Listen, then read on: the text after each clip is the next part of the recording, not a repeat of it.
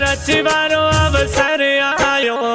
जागो जागो मारा हिंदवा भायो, इतिहास रचवारो अवसर आयो। अरे जागो जागो मारा हिंदवा भायो।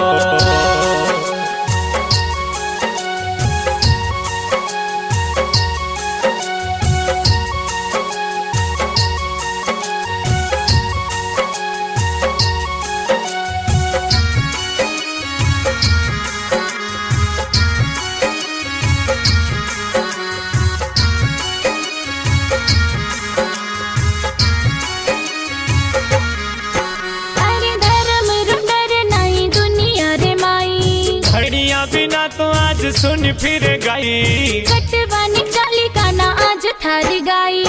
उणेरे करेला उणेरी सहाई, जागो